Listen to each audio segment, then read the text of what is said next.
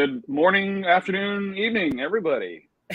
Good morning, everybody. Good afternoon, Maria. Good morning, everybody. Hello, everyone. Nice to see you all. Yeah, likewise. So, what are we going to chat about today? Corporate espionage. Very James Bondy. Yes. Yes, corporate espionage. Wow, that sounds fun. So, Maria, you had sent out an article to us from The Economist. What was that? What was the gist of that article? Well, this is, thank you, Jay. Very interesting article because The Economist focus on something that may sound quite vague, quite far-fetched to many organizations, mainly small and medium organizations, and it is called corporate espionage, and actually is becoming quite an issue for several reasons. So they talked about it a few weeks ago in an extensive and very nicely written article that I highly recommend. So this is why, as you know, we convened and decided to bring up the topic for all our attendees and let them know how we can help. Because guys, ISO standards are best sets of best practice, international ones, and ISO 27001, on top of a very hot topic, is actually one of the standards that could help organizations prevent corporate espionage. Great. So what I hear you saying is we've done ISO 27001 live sessions before, and oftentimes we focus on just hackers, right? People just trying to steal money, with ransomware and whatnot. But this is much more specific. This is your competitors trying to hack you to steal your corporate information, whether that's your intellectual property or trade secrets or whatnot, right? Yes, that's correct, Jay. Thank you.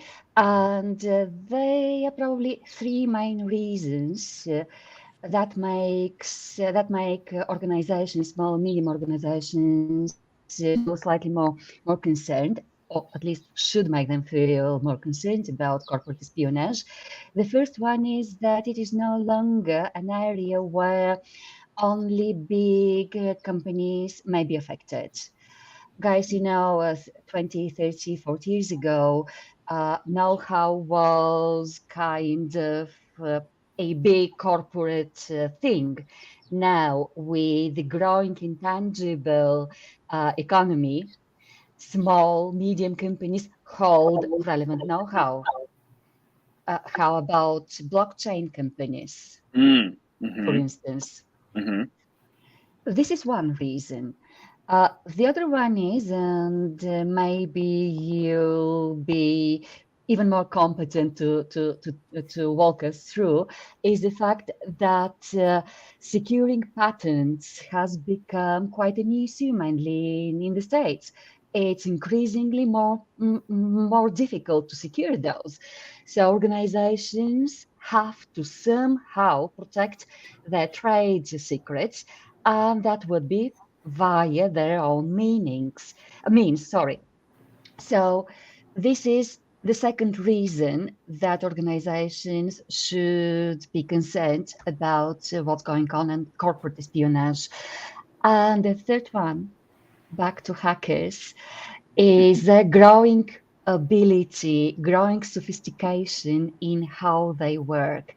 Now we're not only talking attacking information security systems, but also operational technology devices such as printers.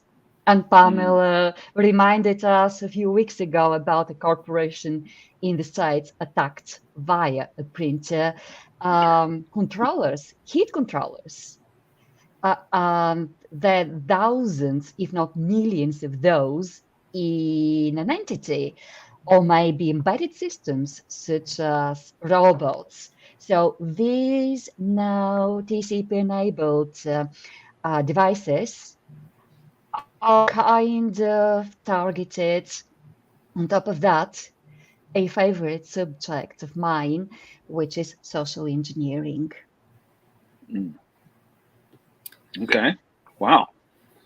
One of the other things too, Maria, that we had discussed in one of our last sessions, if any employee, when they're in the building or even in the parking lot of their company where they work, and they access TikTok, they can instantly not only be hacked, but that corporate espionage.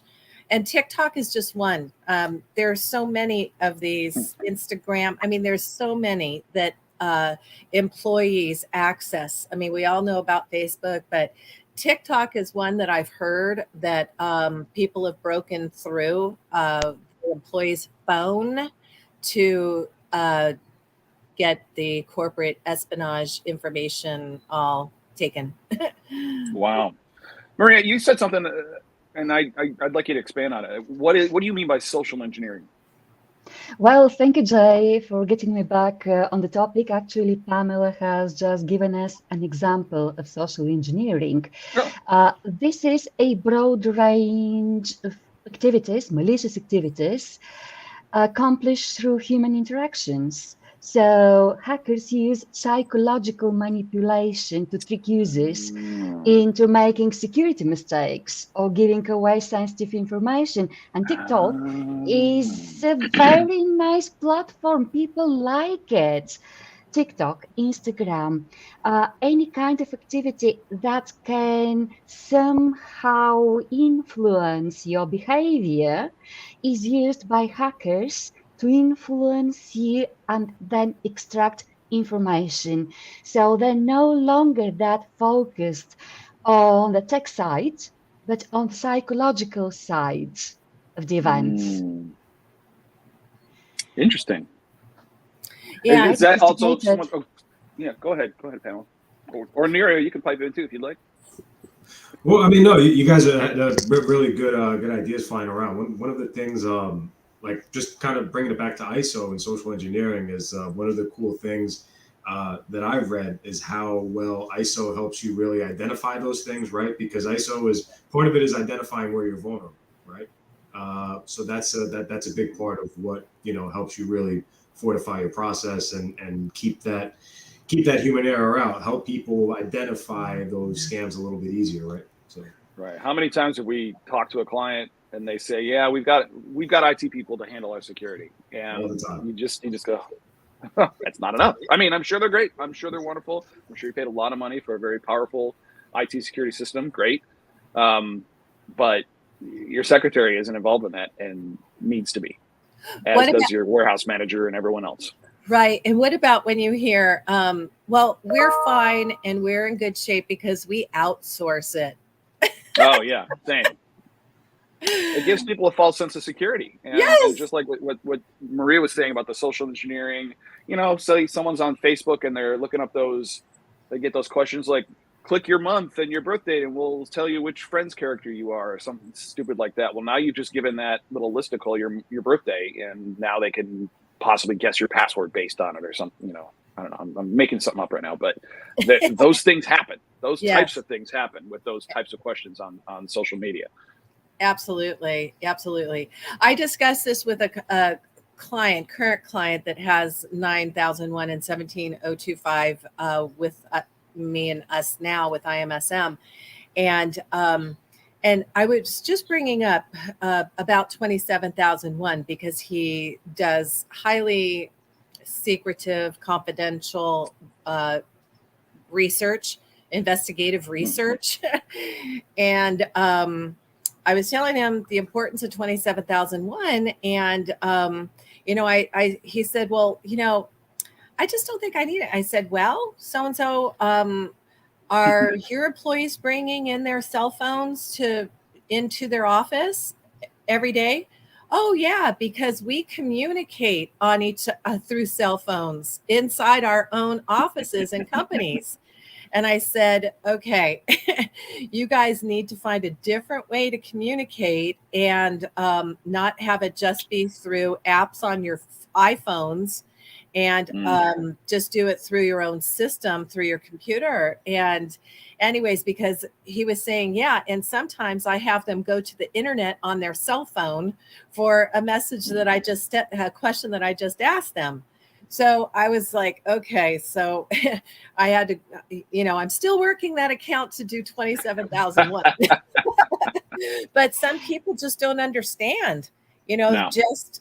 their common, normal, everyday practice in business, how they are at huge risk. By the way, Nirio has raised a very interesting topic about vulnerable information, and organizations are not quite aware of which information is the most vulnerable to them.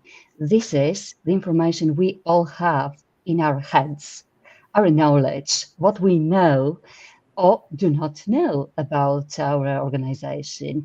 And on top of the social engineering we've already mentioned, there is another issue that organizations should consider.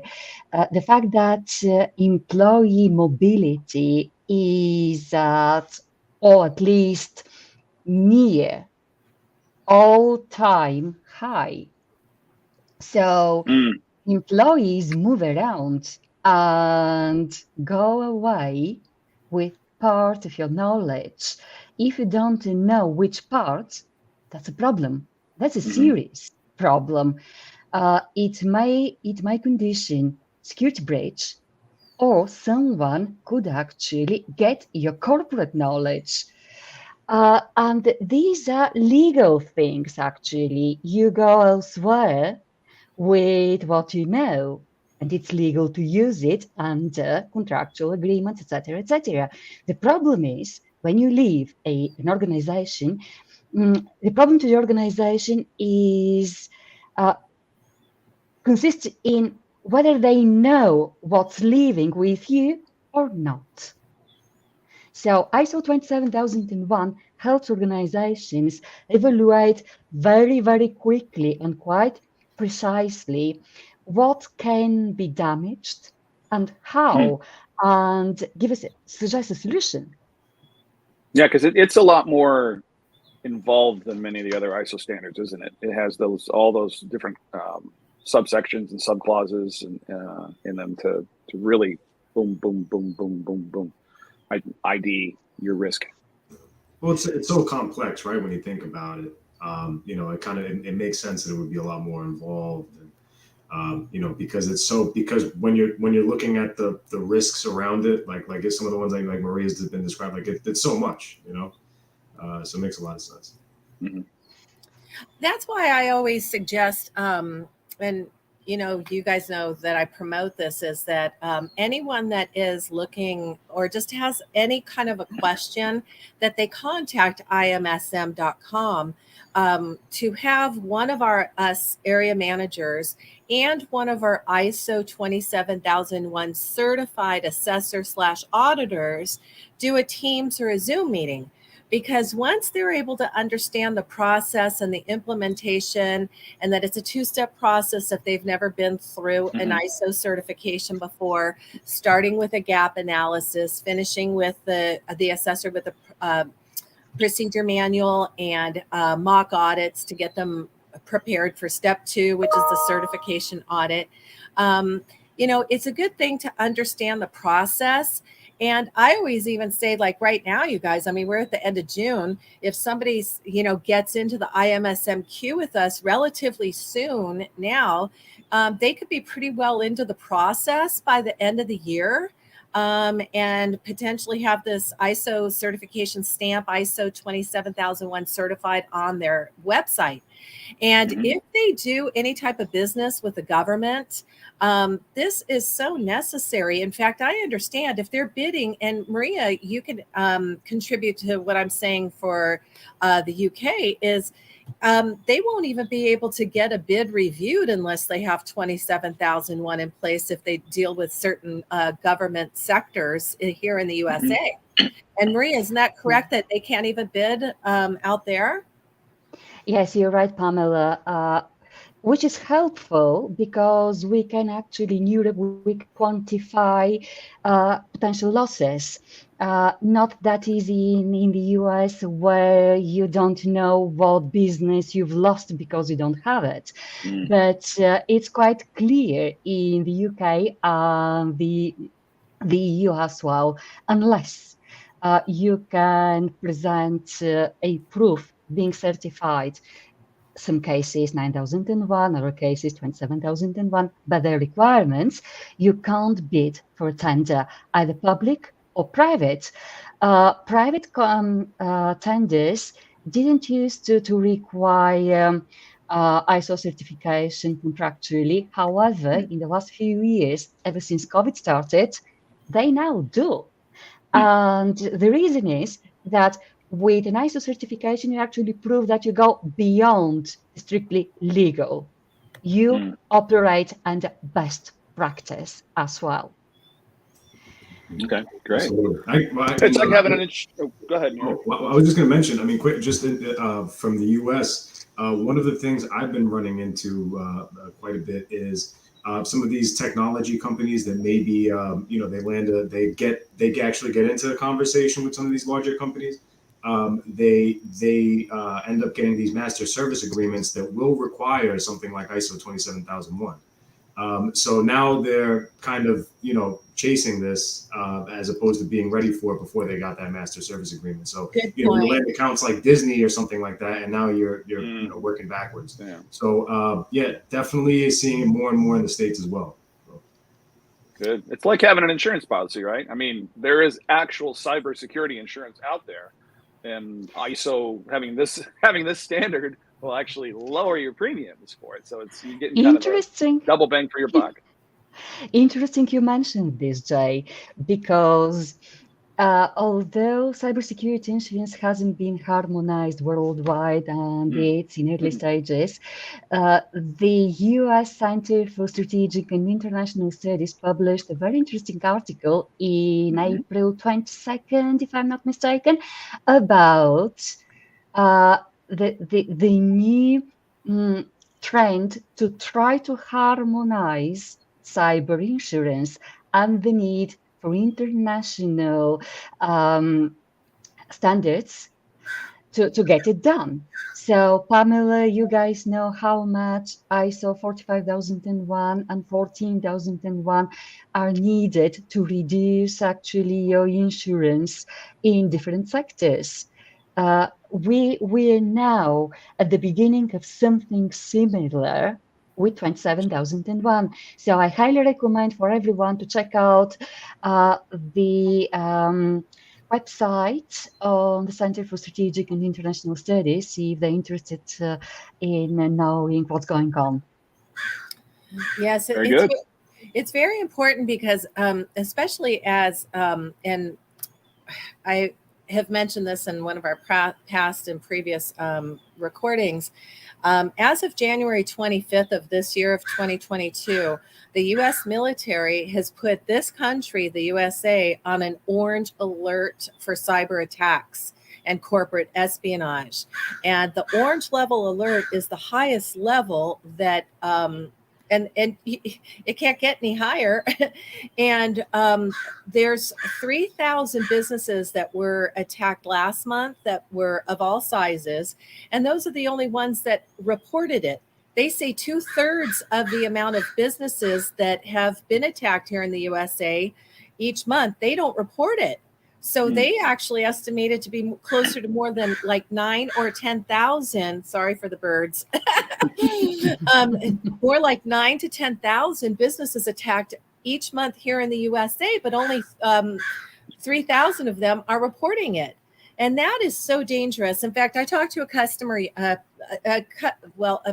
potential new customer yesterday, and I'm talking to them about 14,001 and 9,001.